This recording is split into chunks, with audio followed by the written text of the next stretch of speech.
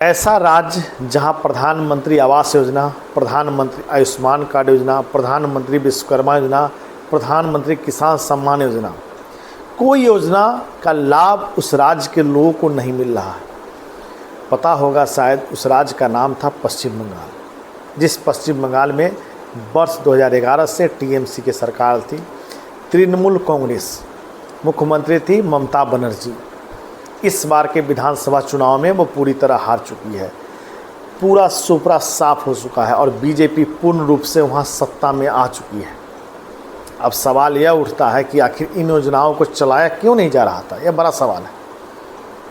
सरकार वहाँ की टीएमसी जो चाह रही थी कि इन योजनाओं के जगह पर राज्य द्वारा जो योजनाएं चला जा रही उसका लाभ मिले। धन है उस राज्य की जनता जिन्होंने इन सबसे बड़े 206 सीटों का एक शक्ति देकर के बीजेपी को वहाँ से सत्ता में लाई। दूसरी सबसे महत्वपूर्ण, जब एसआईआर का काम हो रहा था पश्चिम बंगाल में, चूँकि इसकी भी तैयारी केंद्र सरकार ने भली भांति कर ली थी और एसआईआर में लगभग 92 लाख मतदाता का नाम काटा गया। बड़ी आश्चर्य की बात है, किसी राज्य में अगर 92 लाख फर्जी मतदाता के सहारे अगर वोटिंग हो रही है तो निष्पक्ष चुनाव नहीं माना जा सकता। यह कहीं न कहीं राज्य की व्यवस्था पर सवाल है और बड़ा सवाल है, गंभीर सवाल है, जिसको लेकर के कहीं न कहीं बीजेपी ने, केंद्र सरकार ने पूरी तैयारी कर ली थी, भाजपा ने पूरी तैयारी कर ली थी। और आज जब उन लोगों का नाम काटा गया तो तृणमूल कांग्रेस टीएमसी की हार हुई, बीजेपी की जीत हुई। तो ऐसे में यहाँ माना जाए पूरा ये जो पूरा खेल चल रहा था पश्चिम बंगाल में, खेला होवे, जब राज्य के मुख्यमंत्री खुद कह रहे खेला होवे, यानी कि कोई नीतिगत फैसला नहीं, कोई नीतिगत बात नहीं, कोई नियम से कानून नहीं, कोई कानून ऐसा जो है जो क्रियान्वित नहीं, तो खेला होवे वो खेला हो रही थी।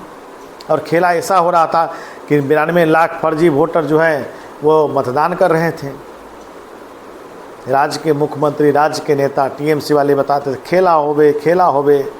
खेला कैसे होता था इस चीज़ को समझिए और इस चीज़ को हम समझाने के लिए आपसे आए, क्योंकि जो चुनाव परिणाम आया उसको सब लोगों ने नेशनल मीडिया में देखा और इस चीज़ को आपने समझा। लेकिन सबसे महत्वपूर्ण कड़ी जो कहीं न कहीं न्यूज़ चैनलों में चल रही थी और छुप जा रही थी, 92 लाख फर्जी मतदाता का नाम पश्चिम बंगाल में एसआईआर के द्वारा काटा गया। अब सवाल यह उठता है कि अगर 92 लाख मतदाता अगर किसी राज्य में मतदान कर रहे हैं तो वैसे में निष्पक्ष चुनाव होना संभव नहीं है। केंद्र की कोई योजनाएं अगर वहाँ नहीं चल रही है तो समझ सकते हैं कि हालात कैसे होंगे। राज्य में जब शिक्षक घोटाला, तमाम कई तरह के घोटाले सामने आए हैं, तो इस घोटालों पर भी कार्रवाई न होना यह बड़ा गंभीर सवाल है। आप देखते हुए कि एक बार वहाँ की सरकार ने सीबीआई, ईडी और कई ऐसे जो केंद्रीय संस्था थे उस पर राज्य में आने पर रोक लगा दिया था। हालांकि सुप्रीम कोर्ट के हस्तक्षेप के बाद, माननीय उच्चतम न्यायालय के हस्तक्षेप के बाद यह चीज़ें समान हुई। लेकिन जो मनमानी, जो धमकी, जो अहंकार टीएमसी के नेताओं को में देखने को मिल रहा था, उससे साफ लगता था कि राज्य के हालात किस तरफ बदतर होते जा रहे हैं। और उसी का नतीजा आया कि एक भी केंद्रीय योजनाओं का लाभ पश्चिम बंगाल के लोगों को भले ही नहीं मिला हो, लेकिन उन्होंने बीजेपी को वोट किया। एक भी केंद्र की जो स्कीम थी वो वहाँ को लोगों को नहीं मिल रही हो, हालांकि जानकारी थी। इस बात की जानकारी जब प्रधानमंत्री का सभा होता था, वे अपनी बातों को कहते थे और वहाँ के लोग इस बात का जिक्र करते थे कि लाभ भले नहीं मिल रहा हो, लेकिन खुलकर उन्होंने बीजेपी का समर्थन किया, वोट किया। तो ये थी पश्चिम बंगाल के हालात।